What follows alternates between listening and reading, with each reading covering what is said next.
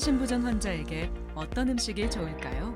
세상에는 어떤 질환을 치료하기 위해서 한두 가지만 먹어서 도움이 되는 좋은 음식이라는 것은 없습니다. 왜냐하면 우리 몸에 필요한 영양소들은 다양한데 질환에 좋은 영양소가 들어있는 일부의 식품만 섭취한다면 영양의 불균형이 올 것이 당연합니다. 우리가 식사로 먹는 밥, 반찬으로 먹게 되는 고기 생선 반찬, 채소 반찬, 양념인 기름 등 그 안에는 우리 몸에 필요한 갖가지 영양소가 나누어 들어가 있으므로 좋은 음식만을 일부 섭취할 것이 아니라 가장 기본이 되는 원칙은 골고루 드시되 신부전의 진행을 악화시킬 수 있는 일부 식품을 적게 섭취하는 것이 도움이 됩니다. 자, 그렇다면 신부전의 위험을 낮추려면 무엇을 조심해야 할까요? 싱겁게, 나쁜 기름은 적게, 골고루 나누어 드시는 것만 지켜주셔도 기존보다 신부전 증상의 악화를 예방 또는 개선될 수 있다는 것을 기억해 주세요. 첫 번째 세션입니다. 소금을 적게 드세요. 소금 섭취는 왜 문제가 될까요? 소금은 물을 끌어당기는 성질이 있어요. 소금을 많이 섭취하면 혈관으로 물을 끌어당겨 혈액량이 많아지고 그에 따라 혈관벽에 부딪히는 압력이 커지면서 혈관벽이 두꺼워지고 혈관 내벽이 좁아진답니다. 그뿐만 아니라 소금을 많이 섭취하면 몸 안에 물을 많이 갖고 있으려는 성질 때문에 체내 부종이나 복수 등이 생길 수 있어 신부전을 악화시킬 수 있어요.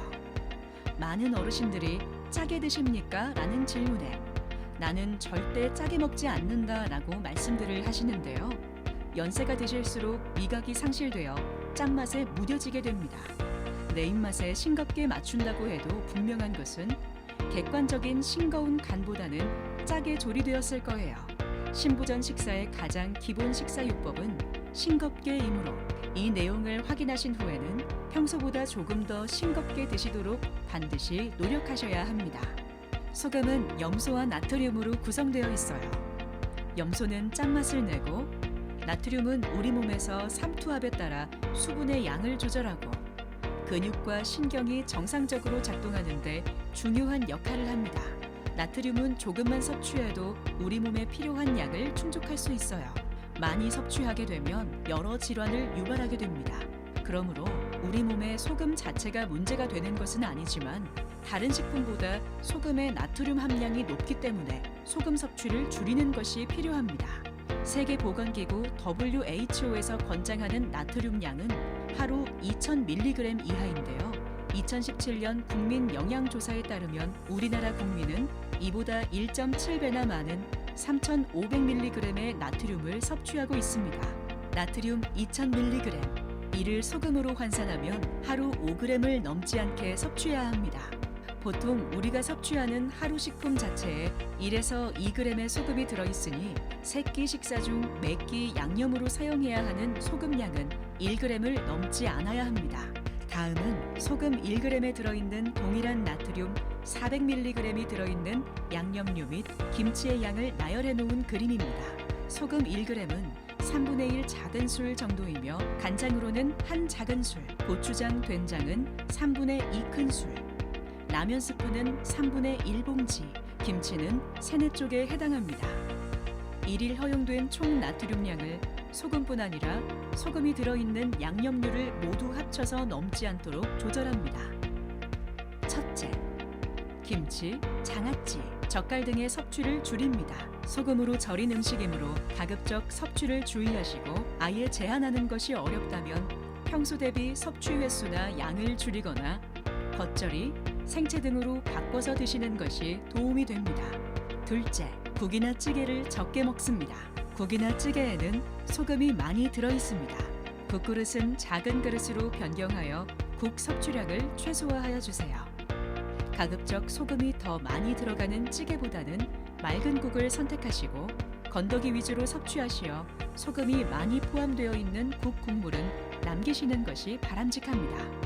또한 일주일에 1에서 2회 정도는 국 없는 날로 정하여 국을 먹지 않거나 구수한 누룽지 국물로 대체하여 먹는 것도 좋은 방법입니다. 국을 끓일 때는 소금이나 된장, 화학조미료를 포함 소금이 들어있는 양념류를 적게 사용하고 무, 다시마, 양파 등을 듬뿍 넣거나 찌개나 국의 주재료를 듬뿍 넣어 재료 본연의 맛을 살리면 맛있게 드실 수 있습니다. 셋째, 가공식품 대신 신선식품을 선택하세요. 가공식품은 특성상 오래 보관하여야 하므로 가공하는 과정에서 염분의 함량이 매우 높아집니다.